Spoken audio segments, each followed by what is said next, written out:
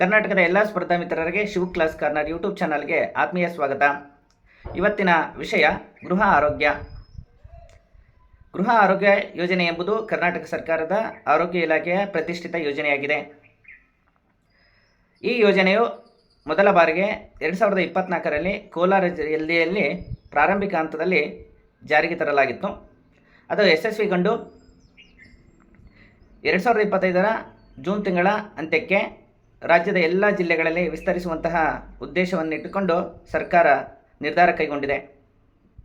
ಹಾಗಾದರೆ ಗೃಹ ಆರೋಗ್ಯ ಯೋಜನೆ ಎಂದರೇನು?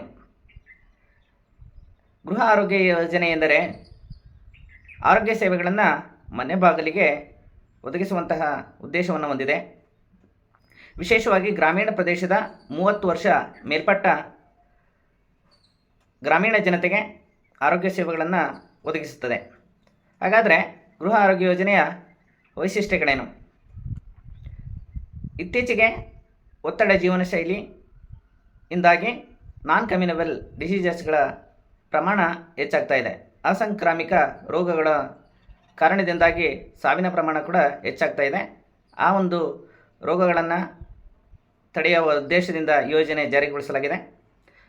ಹಾಗಾದರೆ ಈ ಯೋಜನೆಯಡಿ ಯಾವ್ಯಾವ ರೋಗಗಳಿಗೆ ಚಿಕಿತ್ಸೆ ನೀಡಲಾಗುತ್ತದೆ?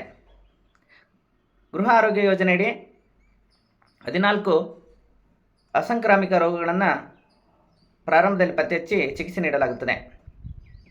ಅವುಗಳಲ್ಲಿ ಡಯಾಬಿಟಿಸ್, ಸ್ತನ ಕ್ಯಾನ್ಸರ್, ಬಾಯಿ ಕ್ಯಾನ್ಸರ್, ಗರ್ಭಕಂಠ ಕ್ಯಾನ್ಸರ್, ನಿದ್ರೆಯಲ್ಲಿ ಉಸಿರುಗಟ್ಟುವುದು, ಶ್ವಾಸಕೋಶ ಸಮಸ್ಯೆ, ನಿದ್ರಾಹೀನತೆ ಹೀಗೆ ಇನ್ನಿತರ 14 ಕಾಯಿಲೆಗಳನ್ನು ಪ್ರಾರಂಭ ಹಂತದಲ್ಲಿ ಪತ್ತೆ ಹಚ್ಚಿ ಅವರಿಗೆ ಚಿಕಿತ್ಸೆ ನೀಡಲಾಗುತ್ತದೆ.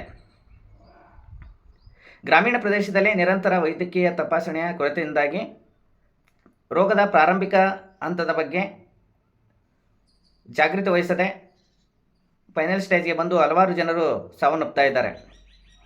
ಹಾಗಾಗಿ ಈ ಯೋಜನೆಯಡಿ ಪ್ರಾರಂಭದಲ್ಲೇ ರೋಗವನ್ನು ಪತ್ತೆ ಹಚ್ಚಿ ಚಿಕಿತ್ಸೆ ನೀಡುವಂತಹ ಒಂದು ವೈಶಿಷ್ಟ್ಯತೆಯನ್ನು ಹೊಂದಿದ್ದು, ಈ ಯೋಜನೆಯಡಿ ಆರೋಗ್ಯ ಆಶಾ ಕಾರ್ಯಕರ್ತರು ಪ್ರತಿ ಮನೆಗೆ ಭೇಟಿ ನೀಡಿ ತಪಾಸಣೆ ನಡೆಸಲಿದ್ದಾರೆ. ಹಾಗಾಗಿ ಇದೇ ತಿಂಗಳ ಅಂತ್ಯಕ್ಕೆ ಆರಂಭಗೊಳ್ಳಿರುವಂತಹ ಈ ಯೋಜನೆಯಡಿ ಪ್ರತಿಯೊಬ್ಬರೂ ಸಹ ಗ್ರಾಮೀಣ ಪ್ರದೇಶದ 30 ವರ್ಷ ಮೇಲ್ಪಟ್ಟ ಪ್ರತಿಯೊಬ್ಬರೂ ಸಹ ಈ ಯೋಜನೆಯಡಿಯಲ್ಲಿ ಸೂಕ್ತವಾದಂತಹ ತಪಾಸಣೆಗಳನ್ನು ಮಾಡಿಕೊಂಡು ಗೌಪ್ಯ ಅಥವಾ ನಿಮಗೆ ಗೊತ್ತೇ ಇರದೇ ಇರುವಂತಹ ಕಾಯಿಲೆಗಳನ್ನು ಪ್ರಾರಂಭಿಕ ಹಂತದಲ್ಲಿ ಪತ್ತೆ ಹಚ್ಚಿ ಆರೋಗ್ಯದ ಕಡೆಗೆ ಸಾಗುವಂತಹ ಒಂದು ಯೋಜನೆಯಾಗಿದ್ದು, ಇದನ್ನು ಪ್ರತಿಯೊಬ್ಬ ನಾಡಿನ ಜನತೆ ಕೂಡ ಬಳಸಿಕೊಳ್ಬೇಕಾಗಿದೆ. ಇದು ಇವತ್ತಿನ ವಿಷಯವಾಗಿತ್ತು. ಮತ್ತೆ ನಾಳೆ ಮತ್ತೊಂದು ವಿಷಯದೊಂದಿಗೆ ಭೇಟಿಯಾಗೋಣ. ಎಲ್ಲ ಸ್ನೇಹಿತರೊಂದಿಗೆ ಶೇರ್ ಮಾಡಿ, ಸಬ್ಸ್ಕ್ರೈಬ್ ಮಾಡಿ. Thank you.